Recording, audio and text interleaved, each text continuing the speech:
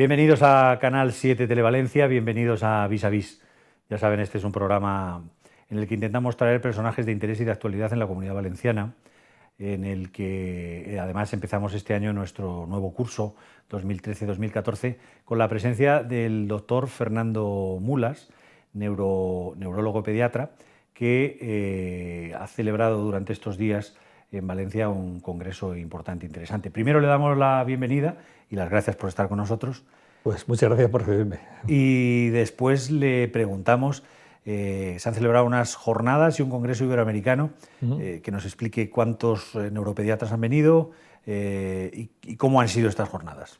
Pues han sido realmente dos congresos en uno, porque es el congreso de la Academia Iberoamericana de Neurología Pediátrica y la reunión anual de la Sociedad Española de Neurología Pediátrica. O sea que estaban todos los neuropediatras de habla hispana en Valencia. La verdad es que ha sido muy interesante porque son reuniones que son de alto nivel científico y luego hay una participación muy importante. Había casi 500 colegas neuropediatras, que bueno, no hay tantos en España, hay un poco menos, ¿no? Pero realmente se han conjuntado aquí todas las fuerzas científicas para estudiar qué pasa en el cerebro del niño y creo que ha sido muy interesante. ¿Estas reuniones se celebran cada cuánto tiempo? Pues los congresos de la Academia Iberoamericana se hacen cada año en un país distinto de cada ámbito iberoamericano. Pues el año pasado fueron en Uruguay, anterior en Argentina, el año que viene en Honduras, y este año no es que tocaba, pero cada 3 o 4 años se hace en España, ¿no? Y la reunión anual de la Sociedad Española se hace anualmente, cada 4 años un congreso, así que ha habido que, entre comillas, convencer a las dos sociedades para que nos juntásemos en esta reunión conjunta en Valencia, que la verdad es que ha sido pues, muy afortunados tenerse este encuentro aquí en Valencia. Porque es difícil reunir a 400 Sí. y pico neuropediatras, ¿no? Es difícil ponerlos de acuerdo, además, porque tienes que cada sociedad te elija a ti como coordinador o como presidente del comité organizador y tiene que darse una serie de conjunciones que en este caso, bueno, nosotros tenemos ya antecedentes. Hicimos una reunión, un congreso español de neurología pediátrica en el año 94, me acuerdo. Además coincidió con Fallas y fue muy interesante, porque además la gente también viene a ver cómo es la ciudad, ¿no? Y en ese sentido pues se han quedado muy contentos. Si fue en el año 94, me imagino que algunos de los neuropediatras que vinieran entonces, a los que han venido ahora, habrán visto los cambios y la transformación de esta ciudad. ¿Qué impresión le han transmitido a usted? La verdad es que se han quedado muy sorprendidos, ¿no?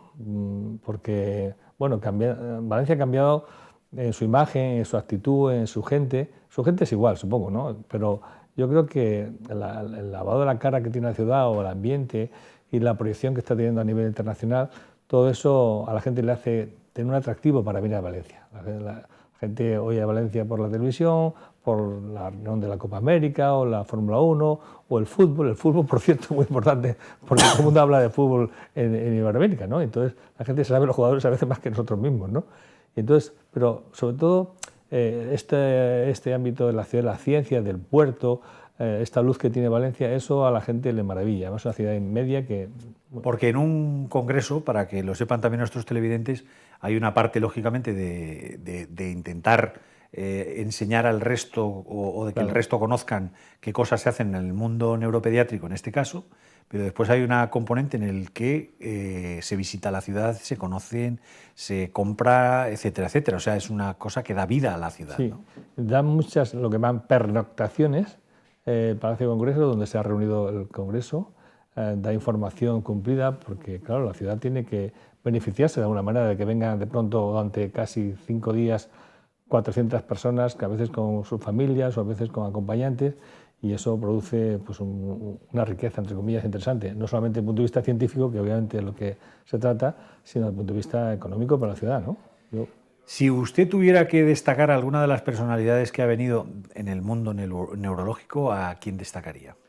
Bueno, yo destacaría sin lugar a dudas al profesor Miguel Marín Padilla, que es un catedrático de neurología, de neuroanatomía y de histología y de pediatría de la Universidad de Dartmouth, en Hannover, en Boston, la zona de Boston, y es una persona, es español, es de Jumilla, lleva ya en Estados Unidos 45 años.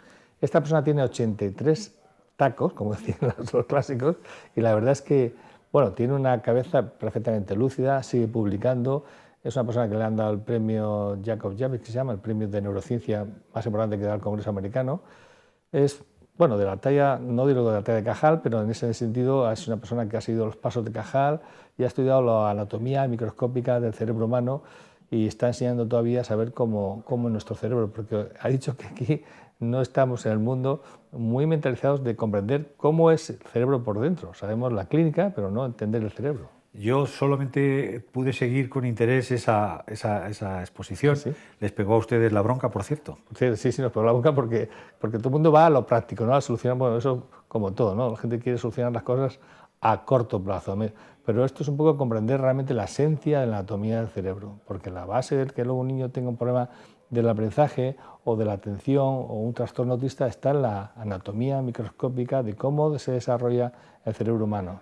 Y esta persona ha dicho que se ha dedicado durante 40 años a estudiar lo que es casi la punta de un dedo en el cerebro humano, la parte de la corteza motora.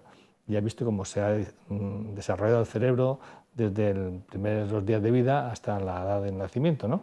Entonces, bueno, esto es la base, y la base siempre biológica de lo que es la medicina es fundamental no perderla, no solamente la parte clínica y práctica del tratamiento, sino un poco las bases. Sí, una reprimenda cariñosa, pero sí fue una reprimenda. Sí, hubo alguna cosa que me llamó la atención por parte del señor Marín, que dijo que una de las cosas que también le sorprendía es que aquí se estudiaba mucho de las enfermedades del cerebro, pero no el cerebro enfermo. Exactamente, sí, eso es lo que dice él. Es una forma de decirlo, pero básicamente es tratar de enseñar a la gente a que se fije más en el cerebro, en lo que es la base de lo que es el desarrollo de la humanidad, porque al fin y al cabo nosotros nos diferenciamos de los otros primates por nuestro cerebro, ¿no? Tiene una capa más que otros no tienen. Y lo que me resultó también curioso es que el doctor Marín Padilla, como él era médico en Boston, decía que siempre que muriera algún niño que tuviera pues, parálisis cerebral o cualquiera de las enfermedades cerebrales conocidas, que le avisaran para él inmediatamente, con el permiso de los padres, hacerle un análisis forense y poder determinar en qué situación estaba ese cerebro, ¿no? Sí, él, por ejemplo, investigó y publicó yo me acuerdo que estaba yo haciendo la residencia en La Paz, en Madrid, y vine a hablar, fue la primera vez que lo oí, y hablaba del desarrollo del cerebro de los niños con síndrome de Down, que lo que describió él, y describió por primera vez, es que las espinas de los ejes de los axones, de las dendritas, tenían unas espinas muy pequeñas, más pequeñas que los sujetos que no tenían el Down.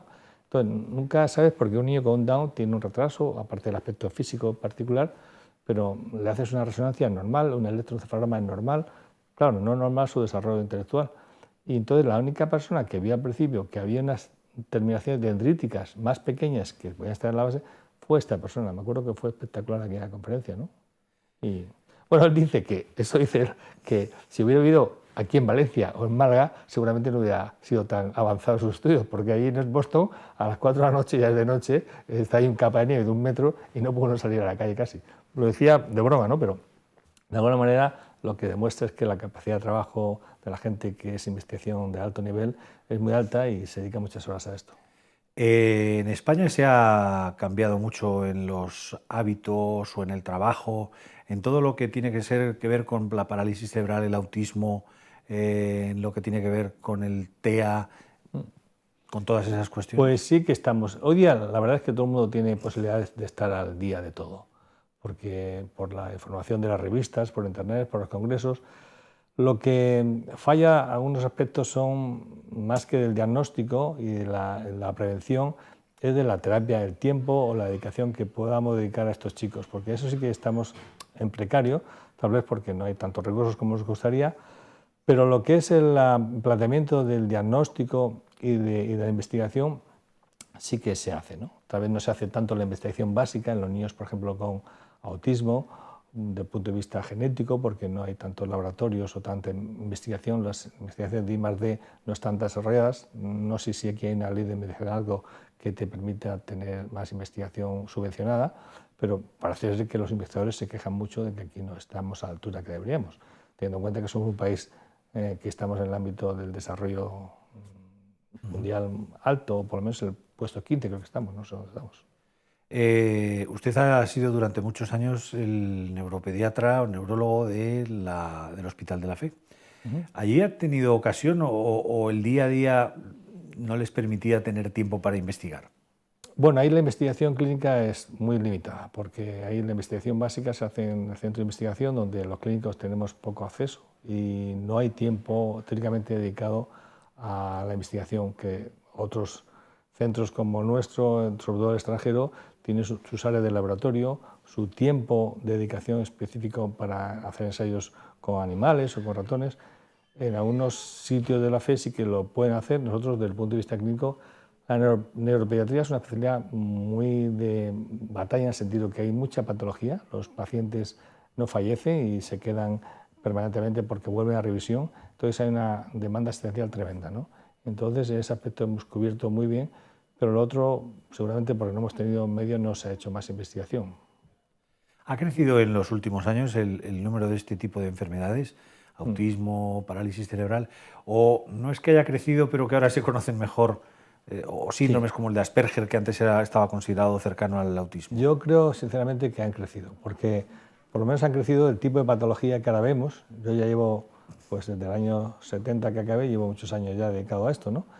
Y al principio veíamos casos más graves de niños con afectación neurológica severa, y ahora vemos muchos problemas del neurodesarrollo, o sea, de todo lo que afecta al niño que está madurando hasta la infantil o pubertad, ¿no? Entonces, trastornos, por ejemplo, como el trastorno del espectro autista, es como quien dice la paradigma de la afectación del cerebro en desarrollo, un niño que está normal y que de pronto deja de comunicarse, deja de estar interaccionando con los demás, deja de hablar, pues eso es bastante sorprendente, incluso para los propios especialistas. Esto que antes se daba como una enfermedad rara, que era de la que había una de cada 5.000, ahora se está hablando de una de cada 100, o sea que ha habido un cambio tremendo. Entonces, esto no es una cosa que nos podamos inventar, porque hay trastornos como el famoso TDAH, el trastorno que llaman de hiperactividad, que no es tanto de hiperactividad, porque a veces es un problema de atención. Pues esto que dicen que nos lo estamos, entre comillas, sacando la manga, haciendo ver que hay más niños hiperactivos de los que realmente hay. En el caso como el autismo, esto es imposible, porque son niños que van dando muestras de su disfunción cada vez más evidente. Entonces, algo está pasando, porque estas patologías antes no eran tan prevalentes y ahora son muy, muy prevalentes. ¿Y no han hecho un estudio ni saben las causas de por qué se ha crecido? Bueno, yo creo que la proporción en relación con otras patologías, pues está viéndose que seguramente hay factores de riesgo que están aumentando. Por ejemplo, en la prematuridad. Antes la prematuridad era un factor de riesgo de mortalidad muy alto. Yo hice la tesis sobre los recién nacidos de menos de 1.000 gramos al nacimiento, 1.000 gramos es nada. Y era en la época del año 80, por ahí, cuando se crearon las unidades de intensivos neonatales en toda España y a la vez en la FE, en la Comunidad Valenciana. Y entonces, de esta serie de niños que yo hice en control, morían el 90% de todos los niños. Menos de 1.000 gramos, bueno, en algunos países como Suecia directamente no los reanimaban ni hacían nada. Eso además terminó un recorte de las provincias, me acuerdo que salió que los niños de menos de 1.000 gramos en Suecia no los reanimaban. Pues ahora resulta que pasados estos 20 años, o 20 y tantos años, pues el 90% no es que sobrevivan, bueno, es que sobreviven, o sea, al revés, se ha invertido. Los que morían el 90%, ahora sobreviven el 90%. Y hay muchas problemáticas que están en relación con esta prematuridad que antes no sobrevivían, no lo veíamos. Por ejemplo, se ha visto mucho más frecuente el índice de niños autistas en niños prematuros, sobre todo de grandes prematuros, de excesivo bajo peso de nacimiento, porque además ahora no solamente es que sobreviven los de menos de 1.000 gramos, ya estamos en niños de 500, 600, 700 gramos que están 3 o 4 meses en incubadora y gracias a que los neonatólogos son gente muy experimentada, pues los saca adelante. Y los saca adelante porque luego hay ese problemas mínimos o signos blandos en neurodesarrollo que ocurre que los niños tienen dificultades de aprendizaje, trastornos del lenguaje, problemas de inatención, de agresividad, de impulsividad, que vemos los neuropediatras, claro. Ha dicho usted antes que en Suecia con 1.000 gramos ya no le dejaban... No lo reanimaban. No lo además reanimaban. que tengo un recorte de periódico. Porque ¿Y ahora? Ahora sí los reaniman y los sacan adelante, y además tienen un sistema de seguimiento y de control muy importante, y la verdad es que nacen ahí menos niños esta vez, no sé qué será la media, pero creo que aquí, en España no es que sea mucho, ¿no? Pero es mayor que allá. Y los niños los sacan adelante y han visto estos estudios que han hecho sobre los niños, por ejemplo, me acuerdo que fue en países escandinavos, que han hecho un seguimiento. Los niños de menos de 1.000 gramos al nacimiento tenían un índice de riesgo de tener un trastorno de atención, TDAH, sobre todo los problemas de atención, de un 50%, o sea, muchísimo, ¿no? Y cuando era entre 1.000 gramos y 2.500 gramos, era un 20 o un 25%, que es muchísimo. Pero bueno, es que ya... ¿A qué se debe el que haya crecido el nacimiento de niños prematuros?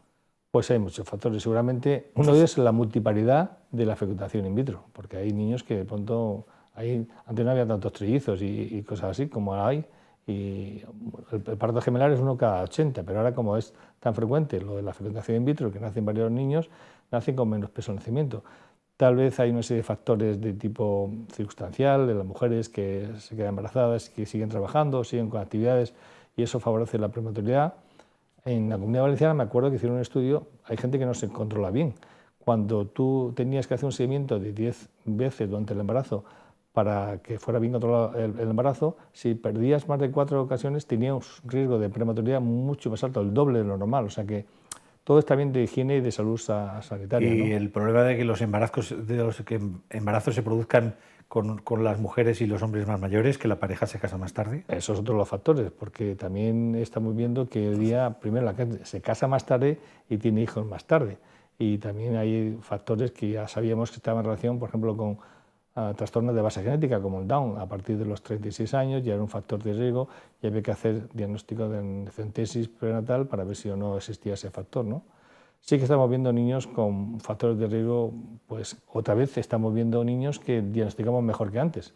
Porque antes el niño que no iba bien con problemas de atención se diagnosticaba de vago en la escuela, no repetía curso, no le hacían caso o salía, no pasaba nada, porque al final salías pero no tenías un buen desarrollo escolar, preocupaciones con los padres, realmente poca adaptación de niño, baja autoestima, y ahora pues esos niños procuramos meterlos en una vía de mejor adaptación escolar, curricular y de conducta, ¿no? La verdad es que... Eso lo que hace también es que los colegios sean con una cantidad de alumnos como los que hay y que sean cada uno tan diferentes o con Claro. esta tipología, pues resulta complicado que ese niño pueda salir adelante, ¿no? Sí, además es que hay que tener en cuenta, por ejemplo, los niños con trastorno de atención con hiperactividad. Es el 5% de los niños. Y eso por término medio, porque en algunos países hay incluso más. Eso quiere decir que cada 20 niños hay un afectado. Cada escuela, cada alumno de una escuela, cada aula escolar tiene un niño afectado. O sea que si por ejemplo se juntan 2 o 3, a veces el tema se complica mucho. Y la verdad es que son niños que al final tienen que tener una ayuda especial. Usted hablaba antes, o en el Congreso, una de las cosas que usted hablaba de una canción que después pondremos, que es con la que finalizaremos el programa, de un mundo sin niños autistas. ¿Usted cree que eso puede suceder? Yo creo que sí, porque el autismo, como otros trastornos del neurodesarrollo, no sabemos por qué ocurre. Ahora mismo no sabemos por qué ocurre. Sí que se están dando evidencias a través de estas investigaciones de que tiene una base genética casi un tanto por ciento muy alto. El TDAH un 80%, el autismo no diría que tanto, pero tiene una base genética muy importante. Y se están encontrando genes, que son los genes que se encuentran alterados en distintos tipos de personas con trastornos autistas. Es un trastorno poligénico. Que duda cabe que al final encontraremos pues, un conjunto de genes que son los claves para poder hacer algún tipo de intervención en este código genético que estas personas tienen alteradas. Y esto no lo veremos nosotros, pero dentro de 100 o 200 años seguro que no habrá niños autistas, igual que ahora mismo no hay niños con lepra apenas y no hay tuberculosis, etc. O sea, la patología va a cambiar porque lo que está avanzando a nivel de la genética humana y a nivel de la bioquímica es impresionante, ¿no? Y sabemos muy poco todavía del cerebro, pero vamos, hay que seguir en esa línea. Sin embargo, hay otro tipo de enfermedades como el parálisis cerebral o estas por una cuestión de prematuridad. Claro, eso es uno. Dentro de los factores de riesgo de los niños que nacen prematuros está el de la parálisis cerebral, porque son cerebros que nacen inmaduros y que no tienen los mecanismos adecuados para nutrirse desde el punto de vista vascular adecuadamente. Hay zonas de malacia, que se llama así, leucomalacia, que es leucomalacia es porque leuco es blanca y malacia es destrucción de la sustancia blanca. Y por ahí pasan las vías motoras que van a controlar el movimiento. Y estos niños prematuros tienen muy frecuentemente leucomalacia, porque además tienen a veces una insuficiencia pulmonar, también secundaria a su prematuridad. Entonces estos niños son los niños que padecen unas lesiones que dejan su cerebro intacto a nivel de inteligencia, pero motrizmente están muy afectados, acaban con diplegia, o sea, con trastorno motórico de las piernas o en silla de ruedas, y es una pena porque estos niños son de inteligencia normal y a veces lo que hay que hacer es aprender o que aprendan a comportarse en actividades motóricas que de alguna manera no lo podrían aprender. Hay técnicas para ese tipo de terapia que tenemos aquí en nuestra comunidad que no tenemos en otros sitios y que deberían de potenciarse, porque no solamente la rehabilitación pura y dura, sino también pues aprender al manejo del niño en su actividad diaria, para comer, para sentarse, para andar, para coordinar el movimiento, y todo eso hacer ya no solamente la rehabilitación, sino también es algo de tipo educativo. Y entonces en la medicina no solamente es pinchar y operar, sino también dar y procurar salud, y eso es una obligación que tenemos todos. ¿Usted cree en la neurociencia, en el futuro a través de, bueno, estamos viendo muchas películas, pero hay gente que ya está investigando pues a través de la utilización de chips para determinado tipo de enfermedades cerebrales? ¿Cómo lo ve usted eso? Pues seguramente habrá que pensar eso en el futuro, porque al fin y al cabo el cerebro es una estructura que se compone de una serie de elementos que son las neuronas, que hay 300.000 millones de neuronas, nada más y nada menos, y estas neuronas son como pequeños chips que tienen una actividad eléctrica y con un núcleo central y se comporta como una unidad. Lo que pasa es que globalmente actúan como un conjunto muy jerarquizado, etc. Yo creo que nadie puede dejar de pensar que esto va a tener una proyección a nivel de la ciencia y que acabaremos encontrando chips que sustituyan o que de alguna manera hagan la función de esa neurona. Y ahora, de hecho, también se está haciendo como algo ya inmediato la producción de células madre, que son neuronas que estamos desarrollando a través de unas células que van a potenciar el desarrollo de otras para crear órganos que sustituyan lesiones cardíacas, lesiones a nivel nerviosa, y del cerebro pues llegará, no sé cuándo, pero llegará. Lo que sí que es cierto es que, según cuentan la mayoría de los médicos, en donde menos se ha avanzado es en el estudio del cerebro, probablemente por sus dificultades, ¿no?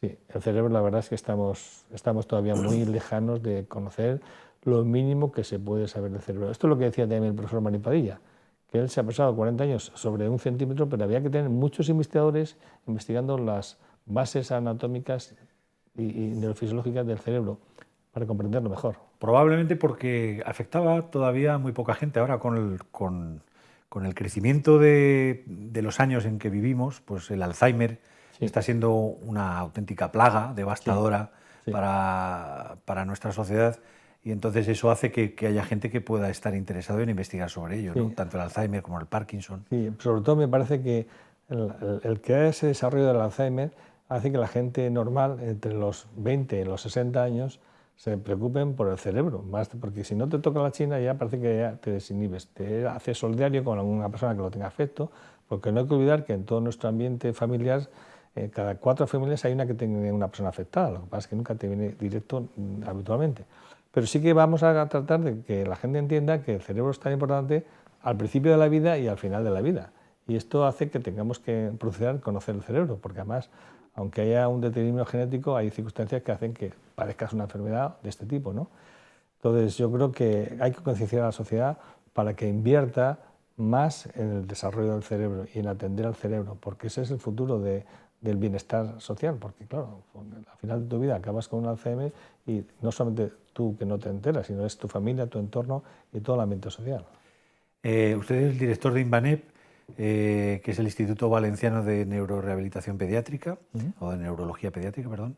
¿Qué tipología de niños afectados tienen? Pues ahí vemos sobre todo niños con trastornos del neurodesarrollo, estos que comentábamos, niños con trastornos del espectro autista, niños con sobre todo trastornos por déficit de atención con hiperactividad, niños con desarrollos patológicos para su lenguaje, para su aprendizaje, y también muchos niños epilépticos. La epilepsia es un problema muy frecuente en la infancia, casi de 3 de cada 4 personas que tienen epilepsia lo tienen en la infancia, ¿no? Y hacemos estudios de electroencefalografía y hacemos estudios de neuropsicología en relación con otros centros que tenemos una muy buena correlación. Y somos 4 colegas y gente que estamos muy implicados en el cerebro humano, y es una faceta que nos gratifica mucho porque curamos muchas más cosas de las que la gente se piensa, ¿no?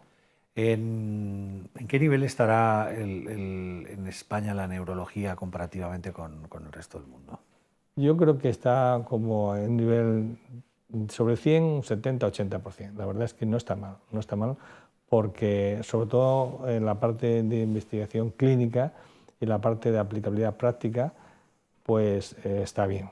Tal vez falla en lo que serían los aspectos de reeducación, rehabilitación o de más apoyo a las personas afectadas y en la parte de investigación. Pero bueno, también eso estamos implicados. Nosotros estamos haciendo aquí en Valencia un máster de desarrollo infantil y atención temprana, el que se hace a través de la universidad. Yo, cuando he estado de profesor asociado de la Facultad de Medicina, lo empezamos y lo continuamos todavía. Y un poco es la base, conocer los niños de riesgo para hacer un diagnóstico lo más precoz posible y hacer una intervención o atención temprana también lo más precoz posible. La única manera muchas veces de evitar que un niño acabe siendo un autista severo es diagnosticarlo pronto para intervenir precozmente. La única posibilidad de que un niño con una parálisis cerebral sea un niño incapacitado, que no se pueda valer mínimamente por sí mismo, que tenga una autoestima adecuada, es darle todos los recursos para que ese niño no solamente se diagnostique bien, sino que se le pueda dar medios para que se comporte y se adapte mejor a su vida. Doctor Mulas, estamos acabando nuestro programa y siempre le pedimos a nuestro invitado que se despida con una canción que signifique algo para él. Le hemos pedido a usted y nos ha recomendado esta canción, maravillosa canción de John Lennon. Para que todos imaginemos una vida sin estos niños y todos empujando para que la calidad de estos niños sea mejor. En el congreso que usted presidió se despidió, se clausuró, se inauguró, no me acuerdo, con esta canción de John Lennon cantada también en idioma para de signos para los sordomudos por la coral de Villena, ¿no? La verdad que fue muy emocionante, más que una lagrimita se vio de los doctores, sabios doctores, ¿eh? La verdad es que estuvo muy bien, es una simbología muy apropiada. Pues muchísimas gracias a Fernando Mulas por estar con nosotros, es un placer que haya estado en Canal 7 aquí en Vis a Vis. Gracias. Y muchas gracias a todos ustedes por acompañarnos, como siempre. Estamos con ustedes. Hasta pronto.